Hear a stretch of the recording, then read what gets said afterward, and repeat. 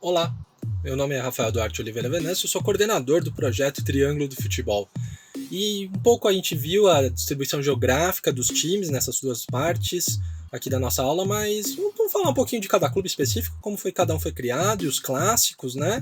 De certa forma tem histórias muito boas e muito interessantes que o Triângulo do Futebol trouxe pra gente nos episódios. E a gente vai resumir aqui um pouquinho na nossa aula. Espero que gostem.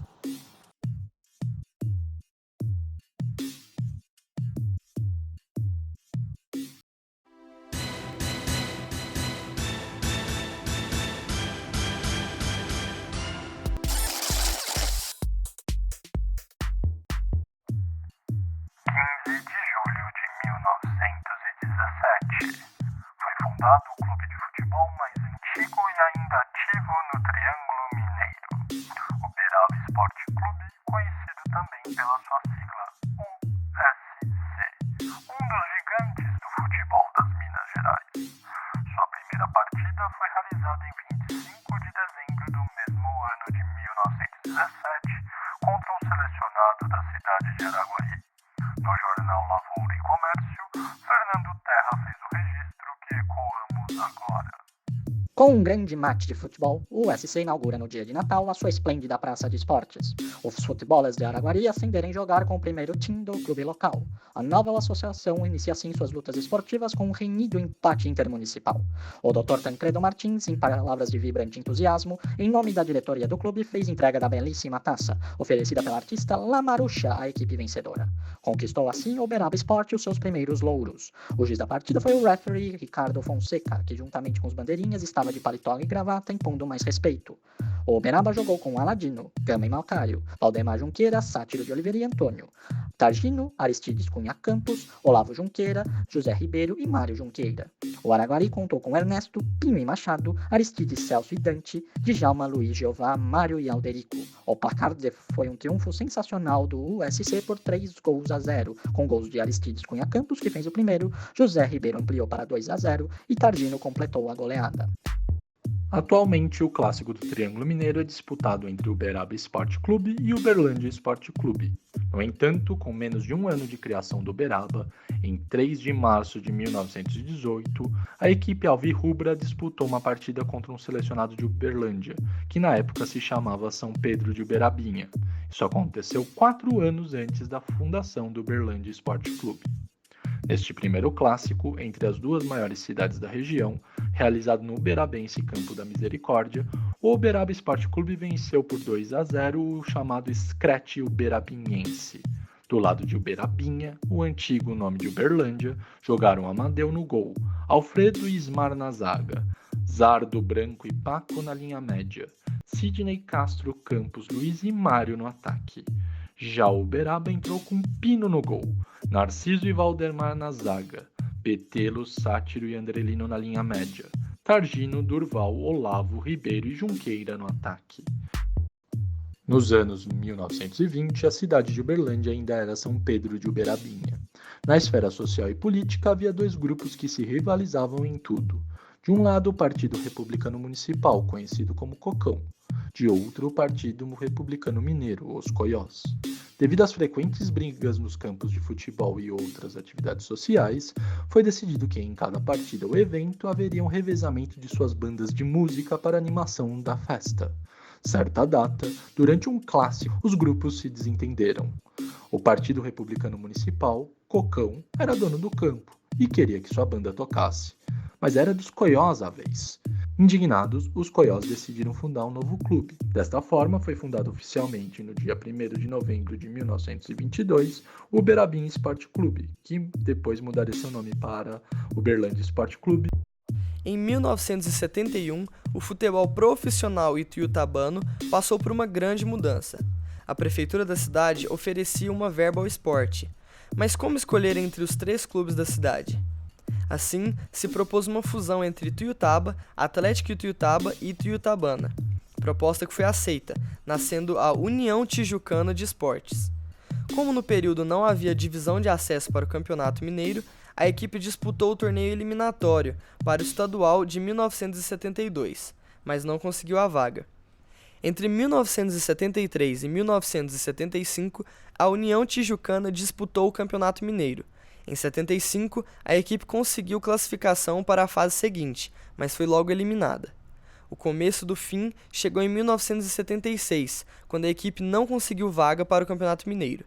A equipe foi dissolvida, Ituiutaba e Ituiutabana retornaram ao cenário do futebol e o Atlético Ituiutabano se extinguiu. Hoje a cidade de Frutal não mais conta com times profissionais de futebol, mas houve um tempo em que a cidade respirava o esporte e uma rivalidade que dividiu o povo frutalense. O clássico de Frutal tinha como protagonistas o Esporte Clube 13 de Maio e o Arsenal Futebol Clube.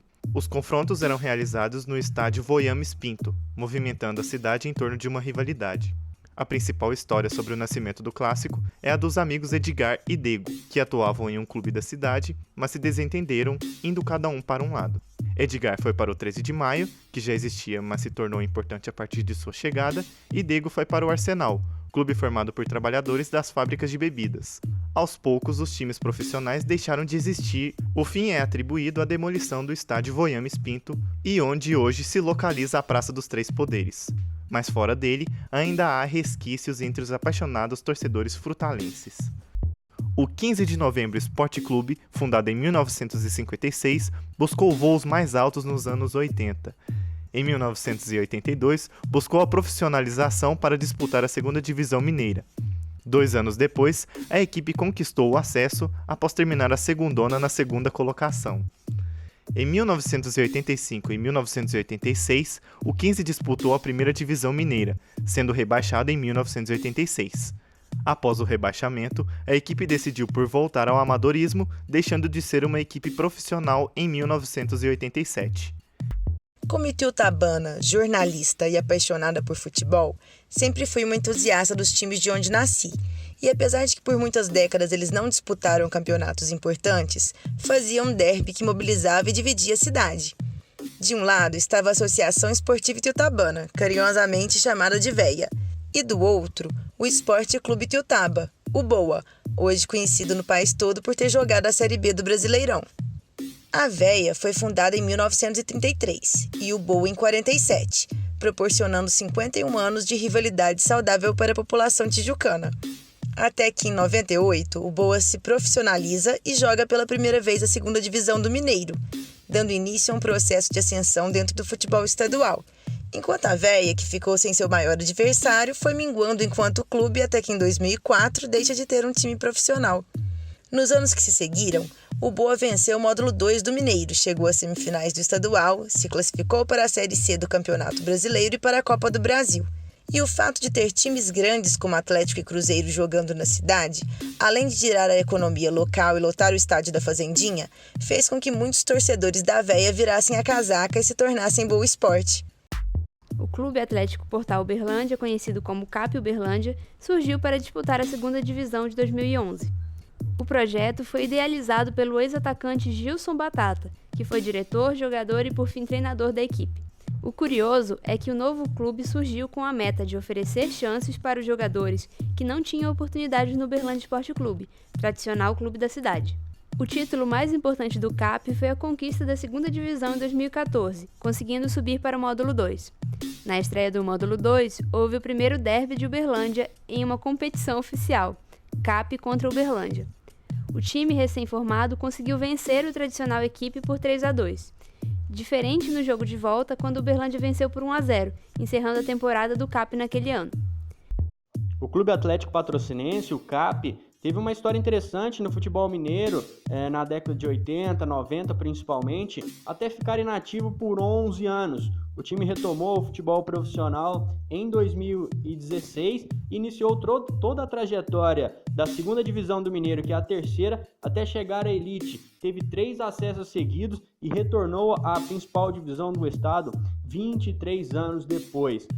O Patrocinense, neste momento, segue como uma das forças da região, conquistando, inclusive, a permanência na elite por 2 anos seguidos e segue também fazendo história, disputando o Campeonato Brasileiro da Série D, a 4ª Divisão Nacional, pela primeira vez na história.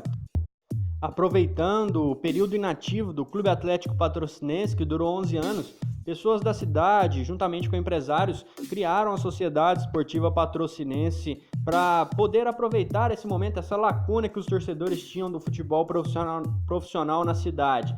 O time chegou a viver bons momentos, teve ali disputando ponto a ponto com a URT no módulo 2 para subir para a elite, mas não conseguiu, bateu na trave, e aí o time tentou disputar outras edições do módulo 2, não conseguiu acesso. Hoje disputa a segunda divisão do Campeonato Mineiro, que na verdade é a terceirona do estado, com um projeto totalmente diferente.